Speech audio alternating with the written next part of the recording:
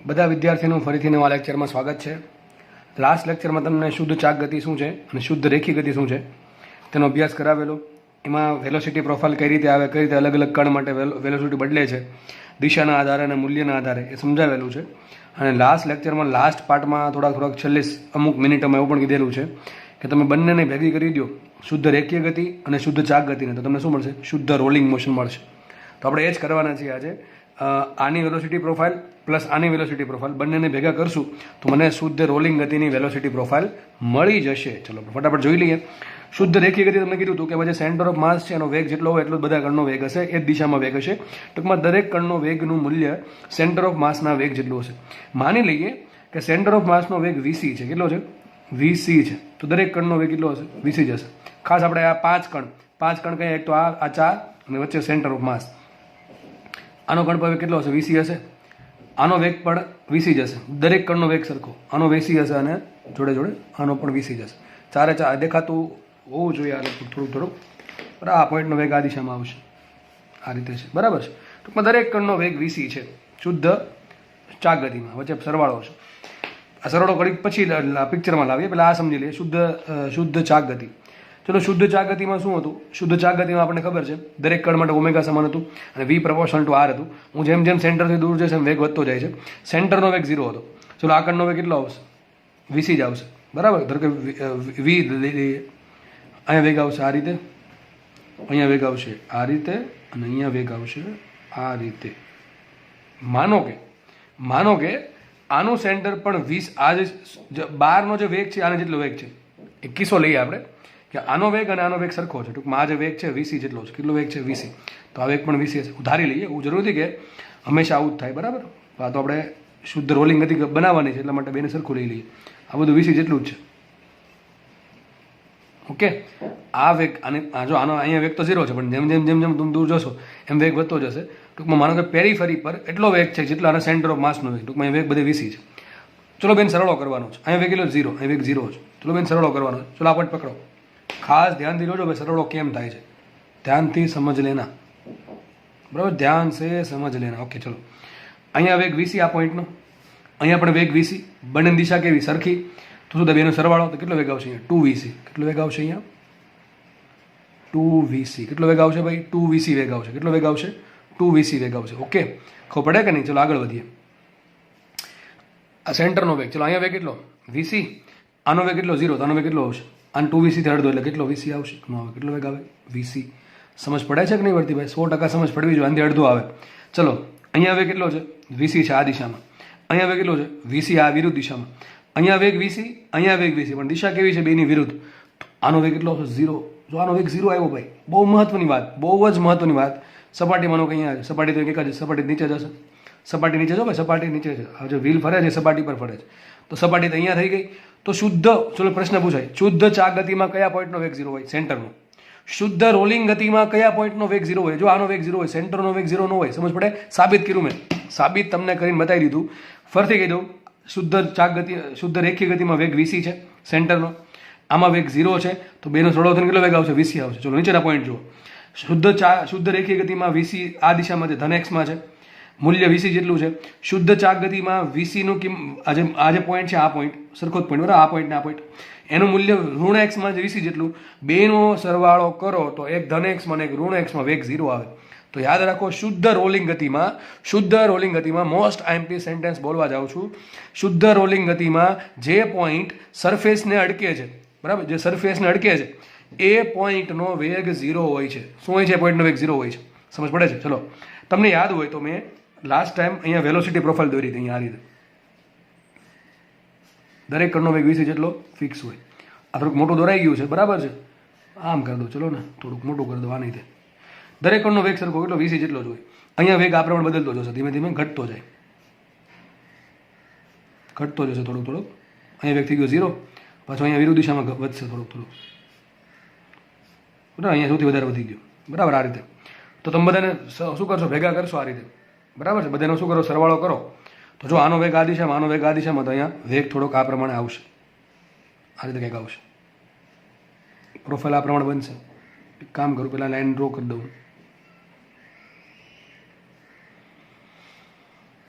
તો આ પ્રમાણે વેગ, અરે ભાઈ થોડુંક મોટું દોરો, થોડુંક. ઓકે ચલો, અહીંયા આટલો થઈ ગયો. હવે ધીમે ધીમે ઘટવા મળશે.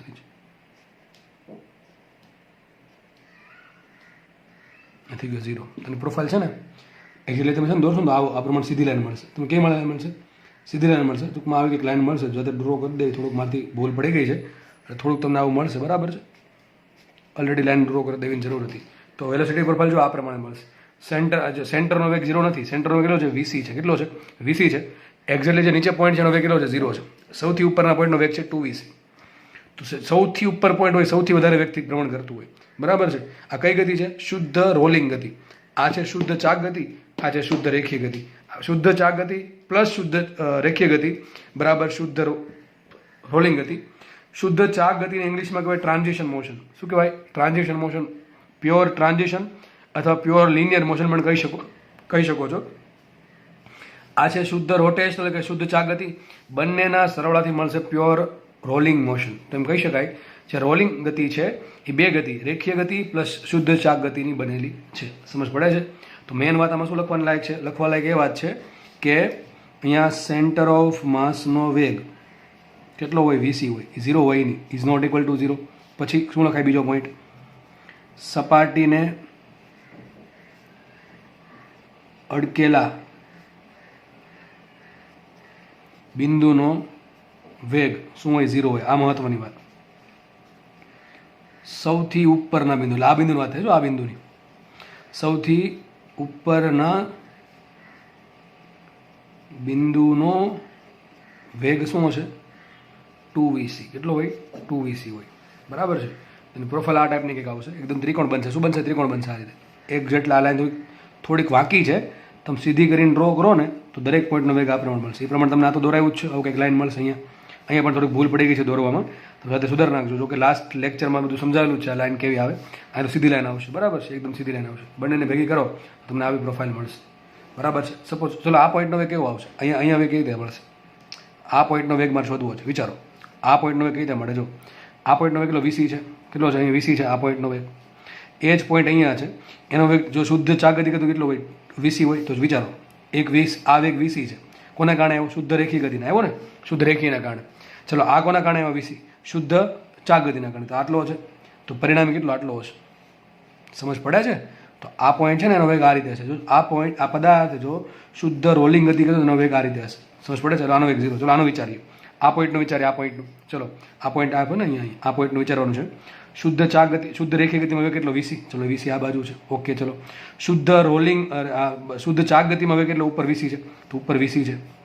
તો શુદ્ધ રોલિંગમાં ગતિમાં વેગ એટલો આવો હશે. આ રીતે આ પોઈન્ટનો વેગ આ રીતે બદલશે. સમજ પડે કે નહીં પડે? ચલો આ પોઈન્ટનો વેગ શોધવો મારે. આ પોઈન્ટનો વેગ શોધવો છે. તો ચલો આ પોઈન્ટનો વેગ આ રીતે છે. શુદ્ધ ચાક ગતિમાં આ રીતે વેગ છે. શુદ્ધ ચાક ગતિમાં વેગ આ રીતે છે. અને શુદ્ધ રેખીય ગતિમાં વેગ તો બધાને સરખો છે, VC છે. તો ચલો પહેલાં આપણે દોરી દઈએ શુદ્ધ ચાક ગતિનો, શુદ્ધ રેખીય ગતિનો. એ વેગ VC છે. આ રીતે દેખાય છે. આ પોઈન્ટ અહીંયા દોર્યો છે. પછી શુદ્ધ ચાક ગતિનો વેગ ઉપર તરફ છે. આ રીતે છે. આ રીતે તો વેગ કંઈક શુદ્ધ રોલિંગનો કંઈક આ રીતે કંઈક આવશે. આ પ્રમાણે તમને દરેક પોઈન્ટનો વેગ મળી જાય. જેમ કે આ પોઈન્ટ લેવો હોય, ચલો આ પોઈન્ટ લેવો છે મારે, આ પોઈન્ટ લેવો છે, તો આ પોઈન્ટનો વેગ સપોઝ કંઈક આ રીતે આવશે શુદ્ધ ચાક ગતિમાં. રેખીય ગતિમાં તો સિમ્પલ આ પ્રમાણે જ આવવાનું છે. ચલો તો અહીંયા મને આ પોઈન્ટ છે ને અહીંયા દોર દઉં તો શુદ્ધ ચાક ગતિનો વેગ આ રીતે કંઈક છે. સમજ પડે છે? શુદ્ધ રેખીય ગતિનો વેગ આ પ્રમાણે કંઈક છે. તો શુદ્ધ રોલિંગ ગતિનો કંઈક વેગ બેની વચ્ચે આ પ્રમાણે કંઈક હશે. ટૂંકમાં તમને કોઈ પણ પોઈન્ટનો વેગ મળી જાય. ટૂંકમાં યાદ એટલું રાખવાનું છે, આ સૂત્ર જે લખ્યું ને બ્લેક કલરમાં એ યાદ રાખવાનું છે કે ભાઈ પ્યોર રોટેશનલ મોશન એટલે કે શુદ્ધ ચાક ગતિ પ્લસ શુદ્ધ રેખીય ગતિ બરાબર શુદ્ધ રોલિંગ ગતિ. આ અહીંયા વાત પૂરી થાય છે. બરાબર છે? આપણે નેક્સ્ટ આગળ વધીએ. અને બીજી વાત એ કહેવાની રહી ગઈ કે જે બહુ જરૂરી વાત રહી ગઈ છે, એ વાત એ રહી ગઈ છે કે જો શુદ્ધ ચાક ગતિમાં જે સેન્ટર ઓફ માસ એનો વેગ કેટલો છે? VC છે. પણ VC બરાબર હોય શું? VC અહીંથી આવ્યો હતો. VC અહીંથી આવ્યો હતો એટલે અથવા અહીંથી આવ્યો હતો. બરાબર? VC બરાબર શું થાય?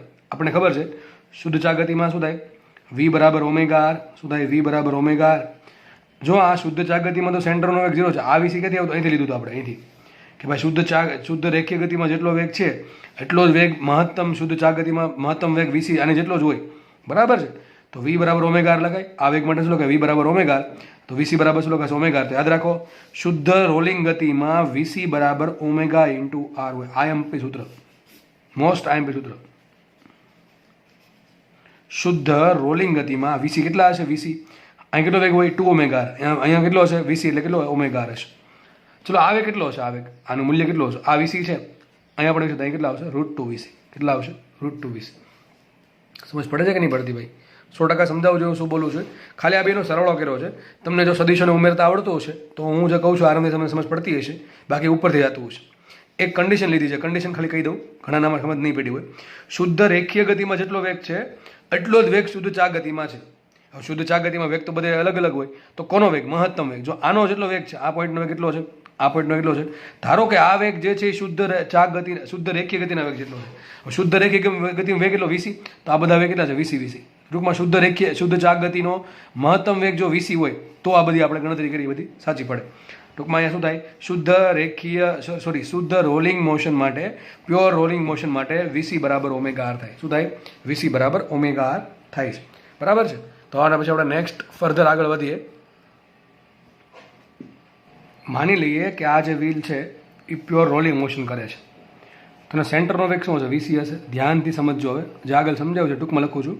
તો વીસી બરાબર શું હશે? ઓમેગા આર છે. શું હશે? વીસી બરાબર ઓમેગા આર. ચલો આ પોઈન્ટનો કેટલો હોય? 2 વીસી. કેટલો હશે? 2 વીસી. કેમ 2 વીસી? આગળ સમજાવ્યું છે.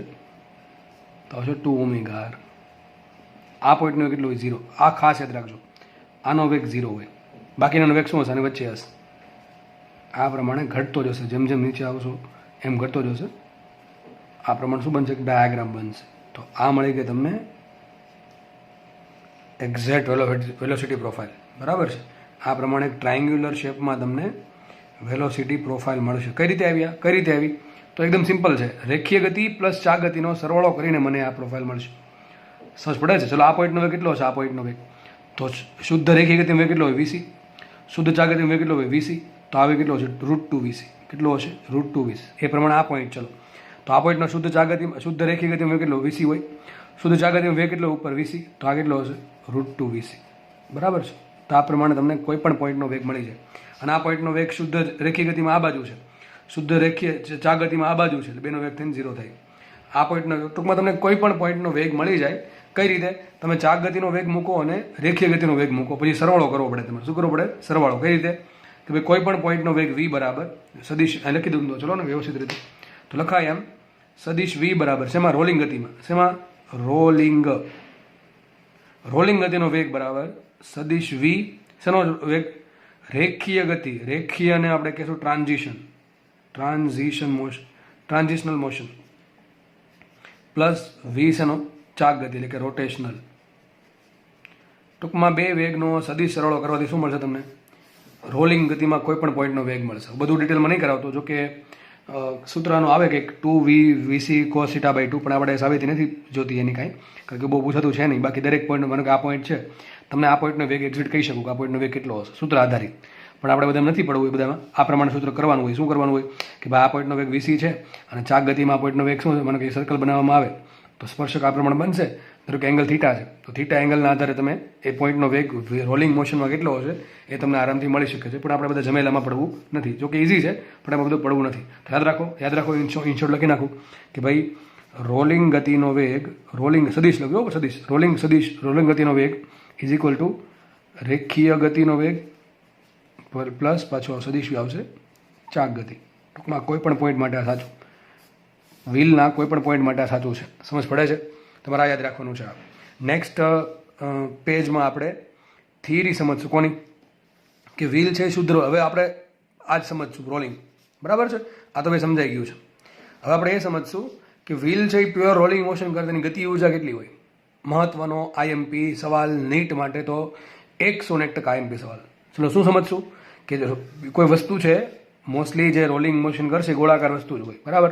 તો હવે તમને ગોળાકાર વસ્તુ હોય. ગોળાકાર વસ્તુ તરીકે કેટલી વસ્તુ હોઈ શકે? ગોળો હોઈ શકે. દાખલા જે પૂછે છે આના પૂછાઈ શકે. ગોળામાં બે ભાગ પડે, નક્કર ગોળો છે, પોલો ગોળો છે. બરાબર છે? ટૂંકમાં બે વસ્તુ થઈ. પછી નળાકાર ના પૂછે. નળાકારે ગતિ કરી શકે ને રોલિંગ મોશન, તે પછી એમાં બે ભાગ પડે, નક્કર નળાકાર છે, પોલો નળાકાર છે. પછી હોઈ શકે તકતી અને છેલ્લે હોઈ શકે રિંગ. આટલી વસ્તુના દાખલા તમારે પૂછાય છે. એટલે 1 2 3 4 5 6 વસ્તુના દાખલા તમારે નોર્મલી હોય છે. એવું નહીં કે સળીઓ રોલિંગ મોશન કરે છે. સળીઓ કરી જ નહીં કે સપાટી થોડી ગોળાકાર છે. આ વસ્તુને દળવું હોય, વસ્તુ આમ માનો કે આ પ્રમાણે સ્લોપ દળવું છે, બરાબર? દેખાય કે દળે છે, દળે છે ને, તેના માટે સપાટી કેવી હોય છે? વર્તુળાકાર હોય છે. આ કોઈ બીજી કોઈ વસ્તુ હોય, જેમ કે આ પેન છે, પેનની ધારો કે લંબચોરસ સળિયો હોય કે દડે નહીં, બરાબર, આમ ઘસડા નીચે આવે, તેને કહેવાય સરકવું. સમજ પડે? સરકવું ને ફરવામાં શું ફરક છે? સરકવું એટલે ટૂંકમાં ઘસડા નીચે જવાનું, ઘસડાતું નીચે જવું, પહેલામાં ડાયરેક્ટલી દળવા માંડે સીધી. સમજ પડે? જેમ કે જુઓ તમે આ ઢાળ હોય આ રીતે, જો ડાયરેક્ટ દળી ગયું, પણ આ પ્રમાણ શું થાય? આ પ્રમાણ શું દળશે કે ઘસડાશે? આ પ્રમાણે ઘસડા નીચે જાય, તો એને કહેવાય સરકવું. સરકવું અને ફરવું એમાં બેમાં ડિફરન્સ છે. અને આપણે જે ભણવાનું છે એ શું સમજશું આપણે? સરક્યા વિના ગબડતા પદાર્થોની રોલિંગ ગતિ. ટૂંકમાં આપણે રોલિંગ ગતિ જે કહીએ છીએ એ શું કહું છું ને? શુદ્ધ રોલિંગ. શુદ્ધ રોલિંગ એટલે એવી રોલિંગ કે જેમાં પદાર્થ સરકતો નથી, માત્ર ગબડે છે. પદાર્થ સરકતો નથી, માત્ર ગબડે છે. હજી કહું છું, ગબડવું ને સરકવું અલગ છે. સરકવું એટલે સ્લાઇડ થવું, ઘસડાવું, અને ગબડવું એટલે ફરવું. બરાબર? પોતાની એક્સિસની આસપાસ અથવા આ એક્સિસની આસપાસ ફરવું. બરાબર છે? તો આપણે જે અભ્યાસ કરશું કેવો કે પદાર્થનો કરશું? સરક્યા વિના ગબડતા પદાર્થો. શું દરેક પદાર્થ સરક્યા વિના ગબડી શકે? કન્ડિશન છે, એમાં ઘર્ષણ હોવું જોઈએ. યાદ રાખો, જો ઘર્ષણ બળ હોય, તમને તો સર આ બધું કેમ હવામાંથી ફેંકા કરવા માંડ્યા? અરે ભાઈ, આપણે સાબિત કરવાનું છે, ચિંતા ના કરો. ઘર્ષણ બળ હશે તો જ પદાર્થ સરક્યા વિના ગબડી શકે. બાકી ગબડશે કરો પણ સરકીને, જોડે ઘસડાતો પણ જશે અને ફરતો પણ જશે. તો યાદ રાખો, પદાર્થને જો સરક્યા વિના ગબડવું છે તો એની પાસે અમુક પ્રકારનું, અમુક ફિક્સ મૂલ્યનું ઘર્ષણ તો હોવું જ જોશે. જો એનાથી વધારે ઘર્ષણ બળ છે તો ચાલશે, પણ એનાથી ઓછું ઘર્ષણ બળ હોય તો ચાલે નહીં. તો તમને પ્રશ્ન પૂછાય કે શું એકદમ લીસી સપાટી પર પદાર્થ સરક્યા વિના ગબડી શકે? સીધું લખી નાખું, ના ગબડી શકે.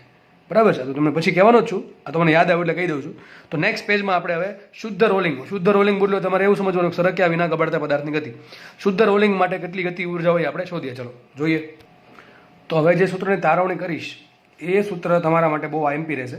આપણે એ સમજવાનું છે કે શુદ્ધ રોલિંગ ગતિ માટે ગતિ ઉર્જા કેટલી હોય. ધારો કે આ પ્રમાણે કંઈક પદાર્થ છે, ટૂંકમાં દોરીશું.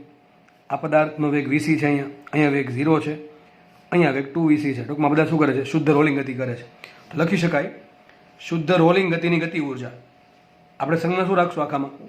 રોલિંગ એટલે ટૂંકમાં રાખશું RL. જ્યાં પણ RL લખીશ હવે એ તમારે રોલિંગ સમજવું. તો યાદ રાખો, રોલિંગ ગતિ કઈ વસ્તુથી બની હતી? બે વસ્તુથી બની હતી. કઈ બે વસ્તુ? તો રોલિંગ ગતિ બરાબર રેખીય ગતિ કેટલા વેગથી હતી? VC વેગથી, પ્લસ હતી ચાક ગતિ. ચાક ગતિ માટે અહીંયા વેગ 0 હશે, અહીંયા વેગ VC હશે, અને અહીંયા વેગ VC હશે. અને શુદ્ધ રોલિંગ માટે કન્ડિશન શું હતી? VC બરાબર ઓમેગા. શું કન્ડિશન હતી? VC બરાબર ઓમેગા. યાદ રાખવું ભાઈ, આ જરૂરી છે. શુદ્ધ રોલિંગમાં નીચેનો પોઈન્ટનો વેગ 0 હોય અને સેન્ટર ઓફ માસનો વેગ VC હોય. VC બરાબર છે ઓમેગા ઇન્ટુ R. R છે એની રેડિયસ ને ઓમેગા છે એની કોણીય વેગ. તો રોલિંગ ગતિની, ટૂંકમાં આ ગતિની કુલ ગતિ ઉર્જા બરાબર લખી શકાય શું? રોલિંગ, તો ગુજરાતીમાં લખી દઉં પહેલા. રોલિંગ ગતિની ગતિ ઉર્જા બરાબર ચાક ગતિની ગતિ ઉર્જા પ્લસ રેખીય ગતિની ગતિ ઉર્જા. બસ પતી ગયું. તો લખાઈશું અહીંયા. આગળ જવામાં આપણે વેગ શોધો તો એ પ્રમાણે ત્યાં શોધવાનું છે. તો રોલિંગ ગતિની ગતિ ઉર્જા KRL એટલે કે રોલિંગ મોશનની ગતિ ઉર્જા બરાબર શું આવશે? રેખીય ગતિને ઇંગ્લિશમાં કહેવાય ટ્રાન્ઝિશન મોશન, તો એ લખશું TM ટ્રાન્ઝેક્શન મોશન, પ્લસ કે આવશે રોટેશનલ મોશન. હવે અહીંયા RL છે, અહીંયા RT છે. RT એટલે શું થાય? રોટેશ એટલે કે ચાક ગતિ. આમનો ભાવે તો ગુજરાતીમાં લખી નાખવું, આ પ્રમાણે ગુજરાતીમાં લખી નાખવું ભાઈ. આવું બધું ન ભાવે તો કે રોલિંગ બરાબર કે રેખીય. ચલો હું ગુજરાતીમાં લખી દઉં, કે રેખીય પ્લસ કે ચાક ગતિમાં. વળી પાછામાં ઊંધું સમજશે કે આ બધું હું RT આવ્યું, RL ને TM બધું શું છે. આપણે આ પ્રમાણે સૂત્ર રાખશું કે રોલિંગ ગતિની ગતિ ઉર્જા બરાબર રેખીય ગતિની ગતિ ઉર્જા પ્લસ ચાક ગતિની ગતિ ઉર્જા. આપણે આમાં આપણા ઇન્ટરેસ્ટ આમાં છે. ચલો શોધીએ. માટે લખાઈશું માટે કે રોલિંગ બરાબર. ચલો ચાક રેખીય ગતિની ઉર્જા શું આવે? અરે હાફ MV સ્ક્વેર. શું આવશે? હાફ M ઇન્ટુ વેગ છે VC, તો આવશે VC square, half M VC square plus ચાક ગતિની ઉર્જા શું આવે? યાદ કરો, ચાક ગતિની ગતિ ઉર્જા. અરે ભાઈ બહુ કીધું. Half I omega square. શું આવશે અહીંયા? Half I omega square. Wow, એકદમ ઇઝી સૂત્ર અને એકદમ યાદ રહેવું સૂત્ર છે. તો કે ભાઈ રોલિંગ ગતિની કુલ ગતિ ઉર્જા બરાબર ચાક ગતિની ઉર્જા half I omega square plus રેખીય ગતિની ગતિ ઉર્જા હાફ MVC સ્ક્વેર. આપણે કામ કરીએ. I બરાબર શું લખાય કોઈ પણ પદાર્થ માટે? I બરાબર યાદ કરો શું તો MK સ્ક્વેર. કોઈ પણ પદાર્થ માટે લખી શકાય. શું લખી શકાય? I બરાબર MK સ્ક્વેર. કે બરાબર શું છે? ચક્રાવર્તનની ત્રિજ્યા. હવે તમને બધી જગ્યાએ ચક્રાવર્તન ત્રિજ્યા બહુ જ દેખાશે. ચલો તો I બરાબર શું લખીએ આપણે? MK સ્ક્વેર લખીએ. બીજું ઓમેગા બરાબર શું થાય? આપણે ખબર છે VC બરાબર શું છે? VC બરાબર ઓમેગા R છે. રોલિંગ ગતિની કન્ડિશન છે. વીસી બરાબર શું છે? ઓમેગા. તો લખીએ વીસી બરાબર ઓમેગા. માટે લખાય છે ઓમેગા બરાબર શું લખાય? VC upon R. શું લખાય? VC upon R. તો લખીએ માટે કે rolling is equal to half M VC square બરાબર બેઠું લખીએ પ્લસ હાફ આઈ બરાબર શું થાય? એમ કે સ્ક્વેર. હાફ એમ K square into omega square બરાબર શું લખાય? VC square by R square. શું લખાશે અહીંયા? VC square by R square. થોડુંક વ્યવસ્થિત કરીએ તો શું લખાય? કે રોલિંગ ગતિની કુલ ગતિ ઉર્જા બરાબર અહીંયા આવશે half M VC square plus અહીંયા જો શું આવ્યું? Half M VC square into K square by R square. આ પ્રમાણે લખું છું. Half M VC square into K square by R square. Beautiful સમીકરણ છે, એકદમ બ્યુટીફુલ. એટલે આમને જ જોવાનું છોકરી સારી છે ને બ્યુટીફુલ કહું છું એમ નથી ભાઈ. એટલા માટે બ્યુટીફુલ કહું છું કે આના આધારે બહુ પ્રશ્ન પૂછાય છે. આમ બે ત્રણ પ્રશ્ન આમાંથી જ બની ગયા. જો સાબિત શું થયું કે રોલિંગ ગતિની ગતિ ઉર્જા બરાબર half M VC square plus half M VC square into K square by R square. આ ઉર્જા ક્યાંથી આવી?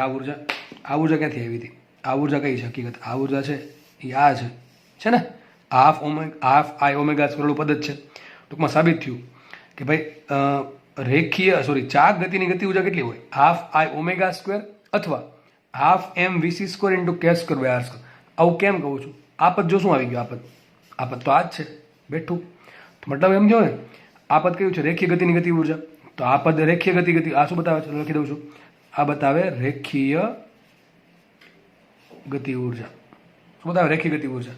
એમાં આ પદ શું બતાવે? આ પદ છે પાછળનું પદ પ્લસ કરીને એ આખું શું બતાવે છે? એ બતાવે ચાક ગતિ ઉર્જા. શું બતાવે? ચાક ગતિ ઉર્જા. ચાક ગતિ ઉર્જા બરાબર શું લખી શકાય? આ પદ ગુણ્યા કે સ્ક્વેર બાય આર સ્ક્વેર. હવે આ પદ શું આગળનું થઈ ગયું? રેખીય ગતિ ઉર્જા ગુણ્યા કે સ્ક્વેર બાય આર સ્ક્વેર કરો. સાંભળજો વ્યવસ્થિત. રેખીય ગતિ ઉર્જા જો છે ને આ બે પદ સરખા છે. આટલું પદ સરખું છે. તો રેખીય ગતિ ઉર્જાને તમે કે સ્ક્વેર બાય આર સ્ક્વેર વડે ગુણો શું મળે? ચાક ગતિ ઉર્જા મળે. શું મળે? ચાક ગતિ ઉર્જા. એક કામ કરું, આ જ સમીકરણ હું તમને પાછળ તો એક મિનિટ ઉભા રહ્યો અહીંયા લખીને જોઈએ શું આવે છે એક્ઝેક્ટ સમીકરણ. જુઓ સાબિત એવું થયું કે રોલિંગ બરાબર આ કઈ ગતિ ઉર્જા? આને શું કહેવાય? આ કઈ ગતિ ઉર્જા છે? રેખીય ગતિ ઉર્જા. કઈ આવશે? કે રેખીય ગતિ ઉર્જા પ્લસ આ શું આવ્યું? જો તો આ શું આવ્યું? કે રેખીય ગતિ ઉર્જા ઇન્ટુ શું આવ્યું? ગુણાકારમાં કે સ્ક્વેર બાય આર સ્ક્વેર. સમજ પડે કે નથી પડતી? સવાલ અહીંથી જ પૂછાય છે. હવે પછીના જે 2-3 સ્ટેપ લખીશ ને એમાંથી ડેફિનેટલી નીટવાળા ધ્યાન રાખજો ભાઈ. બહુ આઈએમપી સમીકરણ લખવા જાઉં છું અને પ્રશ્ન અહીંથી પૂછવાનો ચાન્સ 99.99% છે. તો સાબિત શું થયું? રોલિંગ ગતિની ગતિ ઉર્જા બરાબર રેખીય ગતિની ગતિ ઉર્જા પ્લસ ચાક ગતિ. તો લખાય શું માટે? કે ચાક ગતિની ઉર્જા ઇઝ ઇક્વલ ટુ શું આવે? કે રેખીય ગતિની ઉર્જા ઇન્ટુ શું આવશે? કે સ્ક્વેર બાય આર સ્ક્વેર. પણ આ કે ના કે અલગ છે હો ભાઈ. આ તો ખાલી સંજ્ઞા છે ગતિ ઉર્જાને. આ કે કયું? ચક્રાવર્તનની ત્રિજ્યા છે. આ કે શું બતાવે છે? ચક્રાવર્તનની ત્રિજ્યા. સમજ પડે છે કે નહીં? કે બધી જગ્યાએ કે ભેગા થઈ ગયા, 4 કે ભેગા થઈ ગયા. અરે ભાઈ આ કે શું બતાવે? ગતિ ઉર્જા. આ શું બતાવે? ચક્રાવર્તનની ત્રિજ્યા. તો આપણે એક કામ કરીએ, આમાંથી રેખીય ગતિ ઉર્જાને કોમન કાઢી લઉં તો સાબિત થશે કે રોલિંગ એટલે કે રોલિંગ ગતિની ગતિ ઉર્જા બરાબર શું આવશે? કે રેખીય ગતિની ઉર્જા અહીંયા શું આવશે? 1 પ્લસ અહીં શું વધે? કે સ્ક્વેર બાય આર સ્ક્વેર. આ શું મળી ગયું? જો તમને બધા આન્સર છે ને રેખીય ગતિ ઉર્જા મળી ગયા. સાબિત આ પ્રમાણે લખાય, આ પ્રમાણે લખી શકો. અથવા સમીકરણ નામ પણ લખાયો. રેખીય ગતિ ઉર્જા કેટલી હોય પાછી? કે રોલિંગ ઇઝ ઇક્વલ ટુ શું આવશે? આ કેટલી હોય? Half M V square. કેટલા આવશે? Half M VC square into 1 plus K square by R square. સમજ પડે? અહીંથી પણ તમે લખી શકો. આમાંથી શું કોમન કાઢી લો? આમાંથી half M VC square common કાઢી લો. શું કોમન કાઢો? Half M VC square common કાઢો. જો આવું જ આવત કે નહીં? આ બેઠું આવત બરાબર છે. કારણ કે અહીંયા પ્લસ આવત, પ્લસ 1 આવત પ્લસ શું આવત? અહીંયા કે સ્ક્વેર બાય બેઠું પદ આવત. તો આપણે સમજા શું સર? આપણે સમજા આવું કે મને મારી પાસે 3 ગતિ ઉર્જા છે. રેખીયની, ચાક ગતિની ભેગી કરો શું મળે? રોલિંગની. તો સાબિત આવું થયું. જો ધ્યાનથી સમજજો આ પ્રશ્ન આઈએમપી. હવેથી જે પોઈન્ટ લખું છું ખાલી ગોખવાવાળા છે, ગોખી નાખજો. બાકી જે સમજ્યા છે એને કંઈ વાંધો નહીં આવે. જુઓ તો હવે સમજા આપણે આવું કે રેખીય ગતિની ગતિ ઉર્જા કેટલી હોય? Half M VC square. સમજ પડી કે ન પડી? ચલો આગળ વધીએ. ચાક ગતિની ગતિ ઉર્જા કેટલી હોય? તો આપણે ખબર પડી કેટલી આવી હતી? Half I omega square. અથવા આના પરથી આપણે લખશું તો આવું પણ મળશે કે રેખીય ગતિની ગતિ ઉર્જા into K square by R square. આવું પણ લખી શકાય, અથવા શું સિમ્પલ લખી શકાય, half M VC square into K square by R square. આ કે કયો છે કે એ ચક્રાવર્તન ત્રિજ્યા છે, તો આમ પણ સૂત્ર આવી શકે. બરાબર છે, આ બધા સૂત્ર કોના છે? ચાગતીના જ છે. આમ લખો, આમ લખો, આમ લખો, બધું સરખું છે. પછી આપણે જોયું રોલિંગ ગતિ. ચલો, રોલિંગ ગતિની ઉર્જા કેટલી આવે તો આપણે ખબર છે, બેન સરવાળો half M VC square plus half I omega square. એક તો આ થઈ ગયું. બીજું કયું આવે ભાઈ? એમાંથી આખી રેખીય ગતિ કોમન કાઢો તો શું આવશે? કે રેખીય ગતિ ઇન્ટુ શું આવશે? 1 plus K square by R square. તો આપણે સાબિત કર્યું હમણાં 1/2 એમ વી સ્ક્વેર અને કિંમત મૂકીએ એમ V square into 1 plus K square by R square. બધું સાચું છે, બધા સૂત્ર સાચા છે. આપણે આટલું બધું સાબિત કરી દીધું. હવે જે પ્રશ્ન પૂછે આમાંથી એક કામ કરીએ, ત્રણેયનો ભાગાકાર કરીએ. ત્રણેયનો ભાગાકાર કરીએ. ચલો તો લખાઈશું, ધ્યાનથી સમજો, બહુ સૂત્ર એમપી. તો ભાઈ કે રોલિંગ ગતિ, કે રોલિંગ જેમ કે ચાક ગતિ જેમ કે કોને લઈએ? રેખીય ગતિની. ટૂંકમાં ત્રણેય ભાગાકાર કરીએ. ચલો તો કે રોલિંગને શું લખાય? કે રોલિંગને શું લખાય? કે રોલિંગને લખાય આ રીતે, કે રેખીય ગતિ into કાઉન્સમાં 1 plus K square by R square. આ લખાય સાહેબ, હમણાં તમે કીધું. જેમ કે ચા ગતિને શું લખાય? કે રેખીય ગતિ ઇન્ટુ કાઉન્સમાં કે સ્ક્વેર બાય આર સ્ક્વેર. જેમ કે રેખીય ગતિ એમ લખીએ, કે રેખીય ગતિ. ચલો, ત્રણેયમાંથી રેખીય ગતિ કોમન આવે. સૂત્ર જે આવ્યું એ મોસ્ટ ટાઈમ બી સૂત્ર ભાઈ દોસ્ત યાદ રાખો, રાખી લ્યો, બાકી તમારી ઈચ્છા. કે રોલિંગ ગતિની ગતિ ઉર્જા કોઈ પણ પદાર્થ માટે, જેમ કે ચાક ગતિની ગતિ ઉર્જા, જેમ કે રેખીય ગતિની ગતિ ઉર્જા, બરાબર. સૂત્ર મોસ્ટ ટાઈમ બી કહું છું. ત્રણેય ભાગાકાર શું છે? આમાંથી કે ઉડી ગયા, રેખીય ગતિ શું આવશે અહીંયા? ખાલી 1 plus K square by R square. જેમ અહીં શું આવશે? કે સ્ક્વેર બાય આર સ્ક્વેર ખાલી. જેમ અહીંયા શું વધશે? 1. તમને આવો પ્રશ્ન પૂછશે કે એક તકતી રોલિંગ મોશન કરે છે, એક તકતી વર્તુળાકાર તકતી શુદ્ધ રોલિંગ મોશન કરે છે, તો તેની રોલિંગ ગતિ ઉર્જા અને રેખીય ગતિ ઉર્જાનો ગુણાકાર કેટલો? ભાગાકાર કેટલો? તો આના છેદમાં જે બે પકડે, આ પૂછ્યું તો આ બે લેવાનું, આ પૂછ્યું તો આ બેન લેવું પડે, અને જો આ બે પૂછ્યું તો આ બેન લેવું પડે. ટૂંકમાં તમને કોઈ પણ પ્રશ્ન પૂછે તો રોકવું શું પડે? તકતી માટે ચક્રાવર્તનની ત્રિજ્યા છેદમાં તકતીની ત્રિજ્યા ભાગાકાર કરવાનો, બેનો વર્ગ કરવાનો, ભાગાકાર કરવાનો, +1 કરવાના છેદમાં 1 કે જે આવતું હોય. દાખલા આપણે ગણશું હમણાં, તમને ખબર પડી જશે.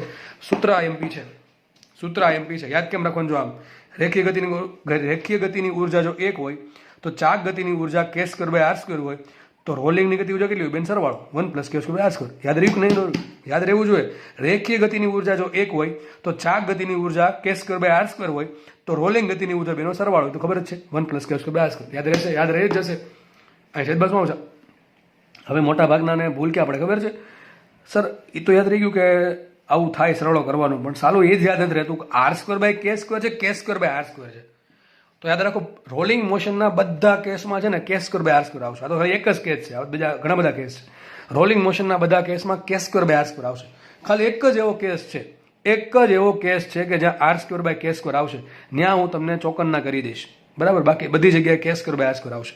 તો આ સૂત્ર એવું કહેવા માંગે છે કે પદાર્થ છે જો શુદ્ધ રેખીય ગતિ કરતો હોય અને એની ગતિ ઉર્જા 1 જૂલ હોય શુદ્ધ રેખીય ગતિની, તો જો એ પદાર્થ ચાક ગતિ કરે, બરાબર છે, તો એની ચાક ગતિ ઉર્જા કેટલી છે? કે સ્ક્વેર બાય આર સ્ક્વેર છે. અને જો શુદ્ધ રોલિંગ ગતિ કરે તો શું છે? બેનો સરવાળો 1 plus K square by R square. સૂત્ર આઈએમપી છે. સૂત્ર આધારે આપણે દાખલાનો આપણે અભ્યાસ કરીશું. હવે એક બહુ બીજી જરૂરી વાત, આ બધી જગ્યાએ કે આવે છે. કે શું છે? ચક્રાવર્તનની ત્રિજ્યા. ચાલો આ સર ભૂલાઈ ગયું પાછું, કે યાદ દેવડો મજા આવે, કંઈ નહીં, તમે મજા કરાવી દઈએ. તો નેક્સ્ટ પેજમાં આપણે જે ભણશું એ ભણશું અલગ અલગ પદાર્થો માટે ચક્રાવર્તનની ત્રિજ્યા કેટલી હોય. એમ તો તમને લખવાની જરૂર નહીં પડે, એટલી તમને સરળતાથી હમણાં સમજાવી દઉં છું. ચાલો તો આપણે હવે એ સમજવાનું છે કે અલગ અલગ પદાર્થો માટે ચક્રાવર્તનની ત્રિજ્યા કઈ હોય. પણ ચક્રાવર્તનની ત્રિજ્યા શું હોય? સૂત્ર શું આવે? I બરાબર એમ કે સ્ક્વેર. સમજો, ચલો થોડુંક ડિટેલમાં સમજીએ આપણે. I બરાબર શું આવે? M K square. I is equal to M K square. I કોના પર ડિપેન્ડ કરે? અક્ષ પર ડિપેન્ડ કરે. કોના પર ડિપેન્ડ કરે? અક્ષ પર. જો હું અક્ષ બદલીશ તો I બદલે ને, I બદલે તો કે બદલે. પહેલી વાત એ થઈ ગઈ કે પદાર્થ ભલે એકનો એક હોય, પણ તમે અલગ અલગ અક્ષોને અનુલક્ષીને શોધો તો ચક્રાવર્તનની ત્રિજ્યા અલગ અલગ અક્ષો માટે અલગ અલગ આવે. તો આપણે સમજ પડે છે કે જડતોન ચાક માત્ર અલગ અલગ અક્ષો માટે અલગ અલગ હોય, આપણને ખબર છે. તો એક કામ કરીએ, માનો કે રિંગ છે, રોલિંગ ગતિ કરી તો કોની આસપાસ ફરે? અરે ભાઈ આની આસપાસ ફરે. સેન્ટરમાંથી પસાર થતી લંબ અક્ષ તકતી આની આસપાસ ફરે, નળાકાર આ પેન છે નળાકાર જ છે, તો કોને આસપાસ ફરશે?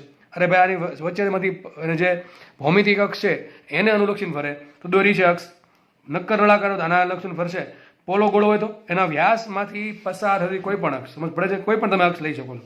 નક્કર ગોળો હોય તો પણ તેના વ્યાસમાંથી પસાર થતી કોઈ પણ અક્ષને અનુલક્ષીને ફરે તો જ ફરી શકે ને. સમજ પડે છે કે નહીં પડતી?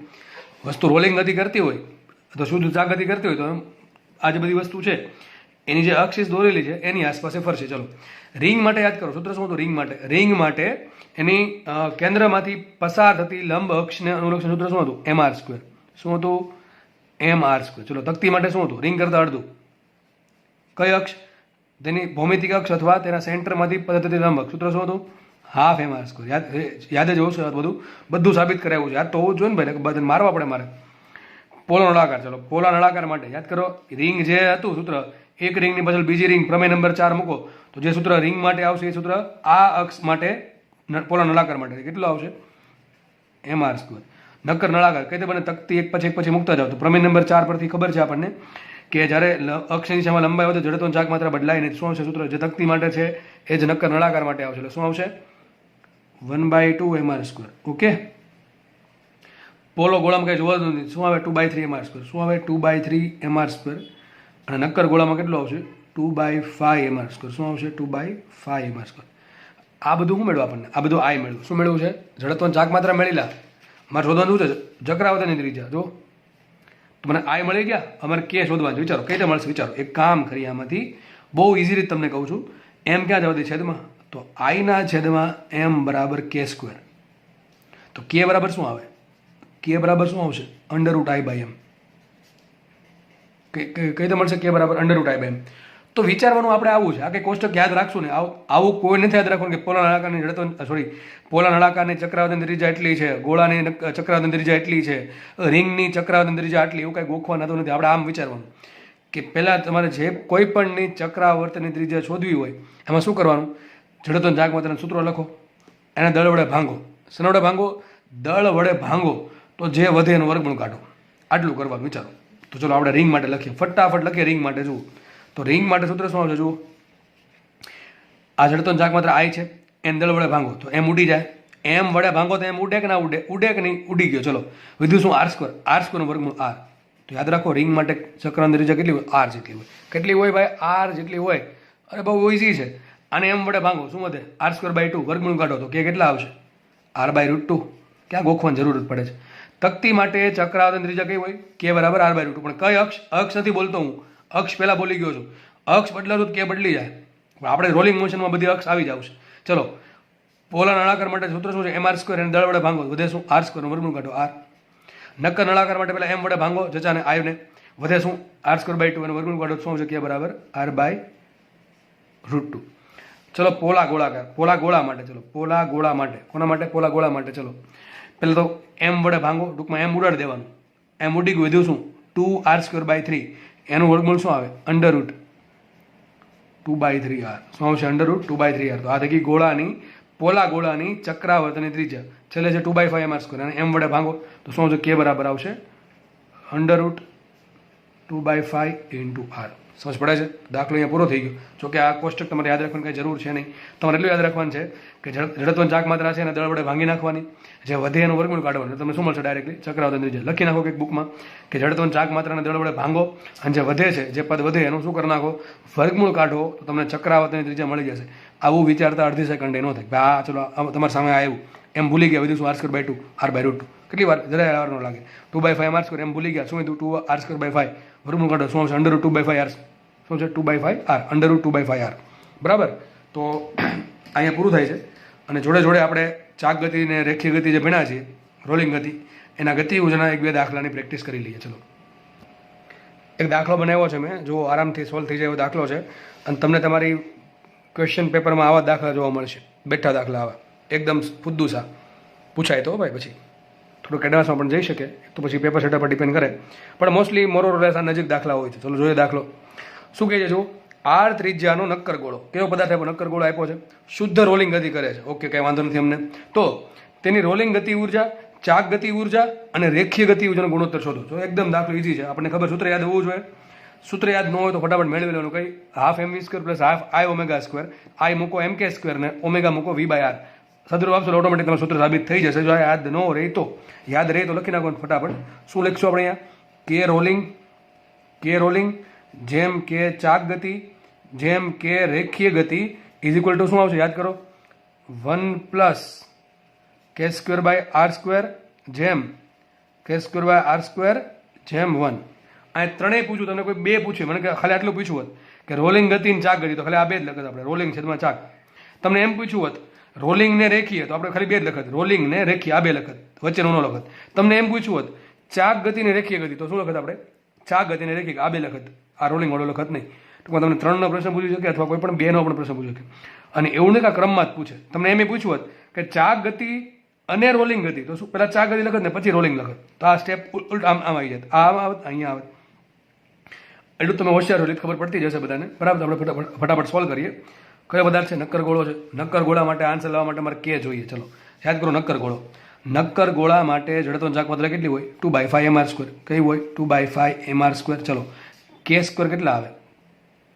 અથવા એમ ખબર ન પડે ભાઈ તો પહેલાં શું કીધું તમને?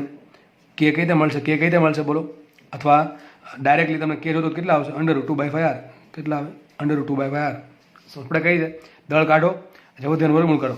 પણ આપણે કે સ્ક્વેર બાય આર સ્ક્વેરની જરૂર છે, આપણે કેની જરૂર નથી. તો બે રસ્તા છે, આના બરાબર એમ કે સ્ક્વેર લખી નાખો તો ચાલે, અથવા આનો વર્ગ કરો અને આર છેદમાં લાવો તો શું આવશે? યાદ રાખો કે સ્ક્વેર બાય આર સ્ક્વેર શું આવશે? આરામથી મળે. શું મળે? 2/5. યાદ રાખો. હજી કહું છું કે સ્ક્વેર બાય આર સ્ક્વેર શું થશે? જડત્વની ચાક માત્રામાં આગળ જે સહગુણક આવશે ને જ થશે. હજુ બોલું છું ફરથી, કે સ્ક્વેર બાય આર સ્ક્વેરની કિંમત કેટલી હોય? જડત્વની ચાક માત્રાના સૂત્રમાં જે સહગુણક આવે ને એટલી હશે. કઈ રીતે સ્વભાવ તમે કઈ રીતે કહી શકો છો? કંઈ ખબર નથી પડતી. કંઈ નહીં. ચલો નક્કર ગોળો છે. સૂત્ર શું આવે? આઈનું આઈ બરાબર હોય 2/5 mr સ્ક્વેર અને આઈ બરાબર શું? એમ કે સ્ક્વેર. એમ ઉડી ગયા, શું વધ્યા? આ જવા દો છેદમાં, તો વધ્યું શું? 2/5 ઇઝ ઇક્વલ ટુ કે સ્ક્વેર બાય આર સ્ક્વેર.